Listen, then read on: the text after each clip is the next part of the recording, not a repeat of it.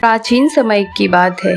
एक आश्रम में गुरुदेव अपने शिष्यों को शिक्षा देने के लिए काफी ज्यादा मान्य थे। वो गुरुदेव उन सभी को शिक्षा देकर देश के कल्याण के लिए भेज देते थे। एक दिन शाम के समय अपने 3 शिष्यों को अपने पास बुलाते हैं। जब वो तीनों शिष्य गुरुदेव के पास आते हैं और गुरुदेव से बोलते हैं कि गुरुदेव, क्या हम जान सकते हैं कि आप इस समय हमें बुलाने का कारण क्या है? क्या आप कोई नया लेसन पढ़ाने के लिए बुलाए हैं?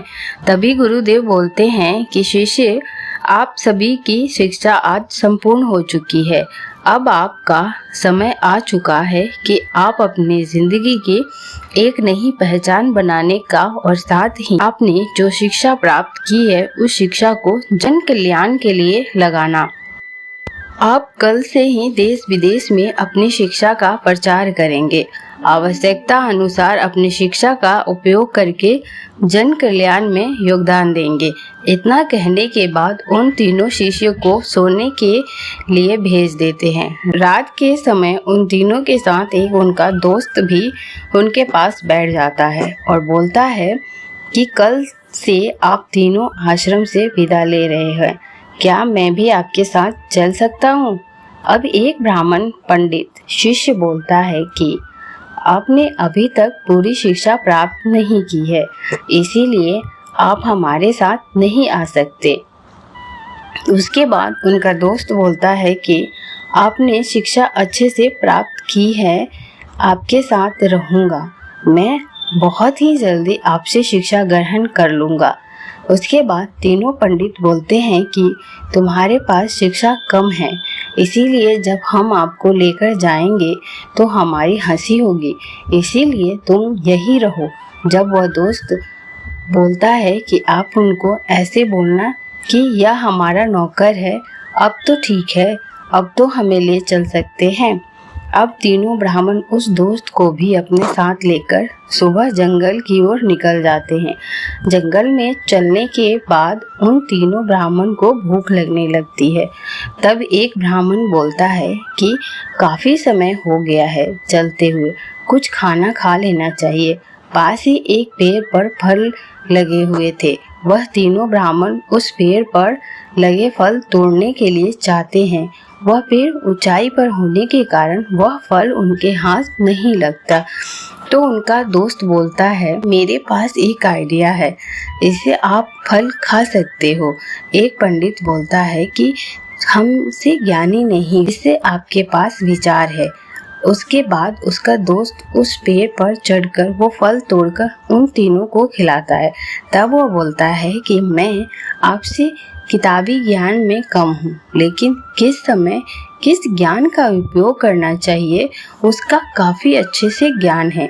इसके बाद तीनों आगे चलते हैं। जंगल में काफी समय चलने के बाद उन्हें एक हड्डियों का कंकाल देखने को मिलता है, जिसे चारों उस हड्डी के कंकाल को देखकर चर्चा करने लगते हैं कि ये हड्डियों का कंकाल किसका है। यह हड्डियां अलग अलग हुई है।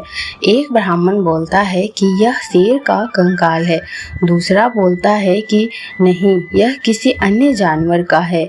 इसको साबित करने के लिए वो अपनी शिक्षा का उपयोग करते हैं जो उनके गुरु द्वारा दी गई थी। उसके बाद एक पंडित बोलता है कि ऐसे इसका पता नहीं लगेगा, इसका पता हम अपनी शिक्षा के माध्यम से ही लगा सकते हैं और मैं वह शिक्षा जानता हूँ जिससे इन सभी हड्डियों को एकत्रित करके कंकाल में बदल सकता हूँ।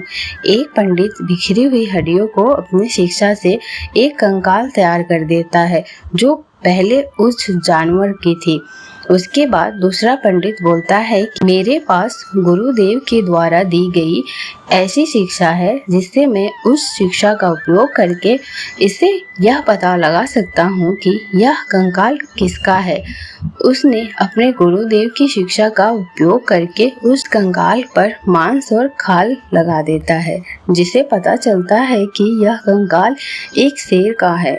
उसके बाद वह उसका दोस्त बोलता है कि हम सभी यहाँ अपनी शिक्षा को खराब कर रहे हैं, हमें अपनी शिक्षा को जन कल्याण के लिए लगाना है, जो कि हमारे गुरुदेव ने बताया था। तब एक पंडित बोलता है कि हाँ, यह बात सही है, हम आगे बढ़ते हैं। तब एक पंडित बोलता है, वह बोलता है कि आपने अपनी शिक्षा का उपयोग किया है। मेरे पास एक ऐसी शिक्षा है जो आप सभी के पास नहीं है। यह शिक्षा केवल गुरुदेव ने मुझे ही दी है। वह बोलता है कि मैं शेर को वापस जीवन दान दे सकता हूँ। तब दूसरा पंडित बोलता है कि यह प्रकृति के विरुद्ध है, हम इस प्रकार अपनी शिक्षा नहीं खर्च कर सकते। इसके बाद उनका दोस्त बोलता है कि मैं आपका साथ इसमें नहीं दे सकता, यदि आप इसे जीवित करना चाहते हैं मैं यहाँ से कुछ दूर पर चले जाता हूँ। वह तीनों पंडित बोलते हैं कि तुम डरपोक हो, तुम हमारे साथ नहीं चलोगे। उसके बाद तीसरे पंडित ने अपनी शिक्षा का ज्ञान उपयोग करके उस शेर को जीवन दान दे देता है। उनका दोस्त पीछे पेड़ के ऊपर चला जाता है। जब शेर वापस जीवित होता है और उन तीनों पंडित को देखता है तो शेर उन तीनों पंडित को अपना भोजन बना लेता है और वह तीनों पंडित उस शेर का भोजन बन जाते हैं, जिस वजह से उन तीनों मूर्ख पंडित की मृत्यु हो जाती है और उनका दोस्त का जीवन बच जाता है।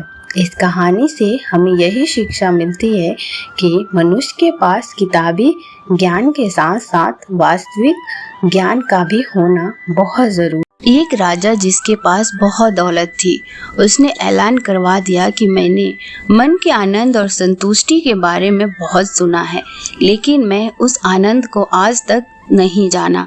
अगर हमारे राज्य में कोई ऐसा व्यक्ति है जो मुझे आनंद का एहसास करवा दे तो मैं उसे अपने जीवन के सबसे कीमती आभूषण दे दूंगा।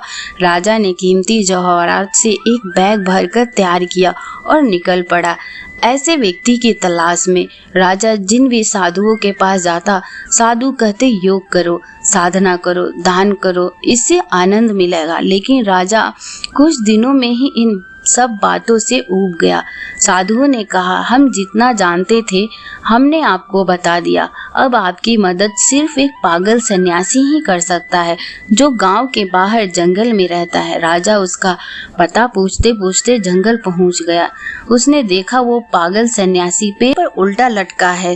राजा ने सोचा ये भला मेरी क्या मदद करेगा, लेकिन फिर भी राजा को लगा इसे एक मौका देना चाहिए। राजा ने कहा, मैं आनंद की तलाश में आया हूँ, अगर आप मुझे इसका एहसास करवा दे तो ये पैसे और कीमती रत्न से भरा बैग आपको दे दूंगा। पागल सन्यासी पेड़ से उतरे और राजा का बैग ले भागे। राजा उस सन्यासी को गाली देता हुआ उसके पीछे भागने लगा। सन्यासी गांव के अंदर भागा। राजा उसके पीछे ये सोचते हुए भागा कि कहाँ इस चोर के चक्कर में पड़ गया। भागते भागते शाम हो गई और पागल सन्यासी काफी दूर निकल गया। राजा वहीं थक कर बैठ गया और रोने लगा कि मेरे जीवन भर की कमाई चोरी हो गई। राजा ने सोचा आज रात यहीं पेड़ के नीचे रुक जाता हूँ। जैसे ही राजा पेड़ के पास गया, राजा ने अपने बैग वहाँ देखा और उसे खोल कर देखा तो उसमें सभी कीमती चीज मौजूद थी, कुछ भी चोरी नहीं हुआ था। राजा खुशी से झूमने नाचने लगा, भगवान को धन्यवाद देने लगा। तभी पेड़ के पीछे से पागल सन्यासी निकला और बोला, क्यों राजन, हुआ ना आनंद का एहसास? राजा समझ गया कि ये सन्यासी की तरकीब थी। राजा पैरों में गिरकर माफी मांगने लगा और आनंद से रोने लगा। सन्यासी ने कहा, राजन, ये दौलत कल भी तुम्हारे थी, लेकिन तुम्हें इसका कोई मोल ना था। लेकिन आज कुछ घंटों के लिए तुमसे दूर हुई तो तुम्हें इसकी कीमत पता चल गई। जब कोई चीज हमसे दूर होती है, समय चला जाता है, तब हम दुखी होते हैं और रोते हैं, लेकिन जब वो रहती है तो हम उसकी कद्र नहीं करते। तुम्हारे पास जो कुछ है बहुत है, इसके लिए 24 घंटे ईश्वर का धन्यवाद करो। इसी में सच्चा आनंद और सुख है।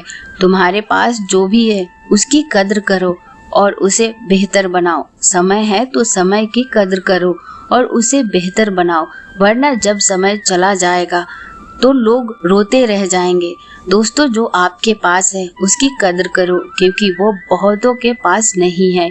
और अपने समय को बर्बाद मत होने दो, वरना सारी उम्र आंसुओं और असंतुष्टि के अलावा जीवन में कुछ हासिल न होगा उठो, आगे बढ़ो, इंतज़ार मत करो। ये वीडियो अगर आपको अच्छी लगे तो प्लीज़ कमेंट करके ज़रूर बताएं।